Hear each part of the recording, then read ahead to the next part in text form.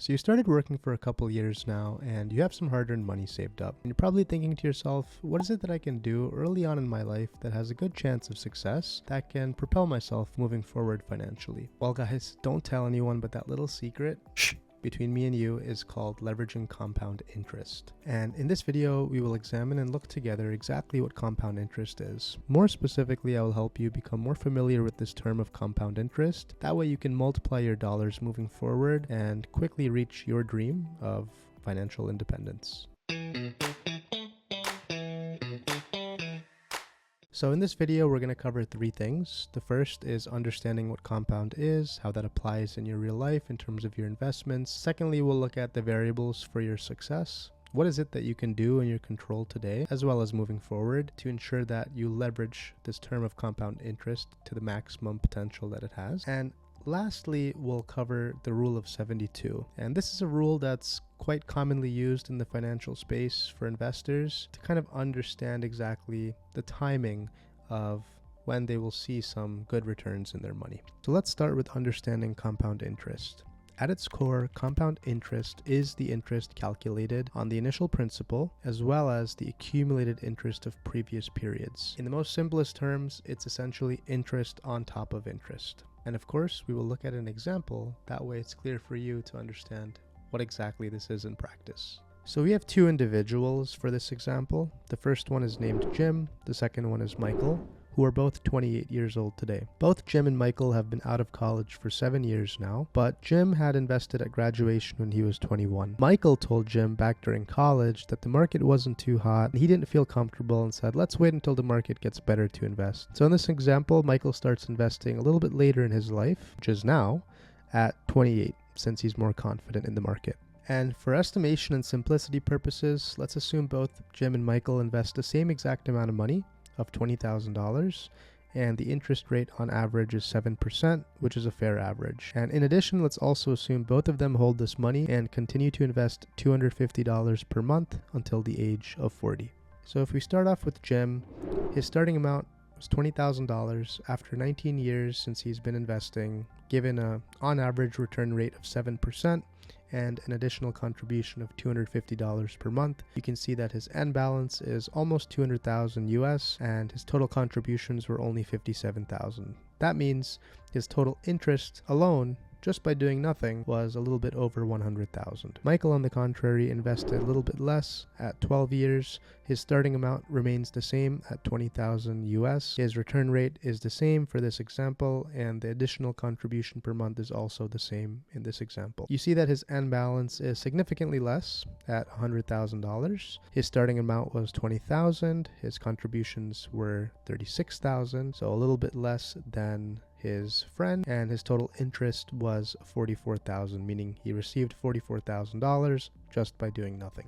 So the moral of the story here was that Jim invested earlier on just by 7 years more, and he was able to make $90,000 more than his friend. So this concept in terms of compound interest is called time in the market rather than timing the market. So people are statistically afraid of finding the right stock and knowing when to invest, and when in reality, if you take a secure ETF which is well diversified, which I covered in another video, and invest in that, then you'll see over time good success.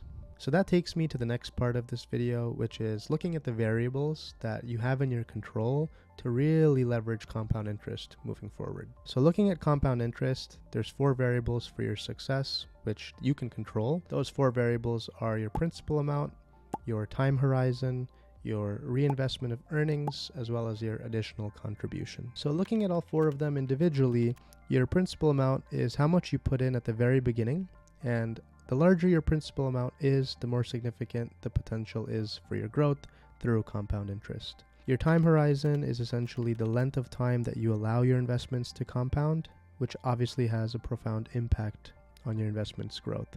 The longer your investment horizon, the more time your money has to grow through compounding, and starting to invest early and maintaining a long-term perspective can significantly increase the potential for wealth accumulation.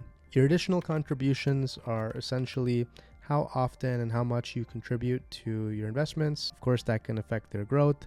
Regular contributions allow you to take advantage of compounding more effectively, by consistently adding to your principal and reinvesting earnings. Increasing the frequency or the amount that you invest over time can really propel your growth in your investments. And lastly, the reinvestment of earnings basically mean that reinvesting your investment earnings, such as dividends or interest payments, allows you to take full advantage of compound interest. So what this means in the most simplest terms is instead of withdrawing your money, meaning taking it out and splurging it on a fancy car or a fancy dinner or buying some nice clothes, keep it, reinvest it back into your investments, and you'll see that it'll accelerate the growth of your compound interest. So the analogy I like to think about in the real world is, let's say you're on top of a mountain and you have a snowball with a very, very small snowball, and it's rolling down the mountain. The mountain represents your time, the top represents today, and the bottom represents the end of your investment period, meaning the time horizon. So if we look at each of those four components, let's look at principal. So in this example of the snowball, the bigger the snowball at the top of the hill, the larger it will pile up as it rolls down. If we look at the time horizon, the longer your hill, the more snow the snowball has to get bigger and bigger. If we look at additional contribution, meaning you add more snow to the snowball as it's rolling, it's going to increase in size. And last but not least, if we look at the reinvestment of earnings, if your snowball picks up more snow by itself and you let it be rather than breaking it apart and making more snowballs, then it will continue to grow faster and get bigger in size. So we already looked at how changing your time horizon plays a profound impact in how much your investment can grow. Let's now look at the additional contribution concept, as well as reinvesting dividends or reinvesting interest back into the investment that I explained not too long ago. So if we take the same example of Jim, who started early, but now the principal, or in other words, the starting amount changes to $50,000 rather than what he had before.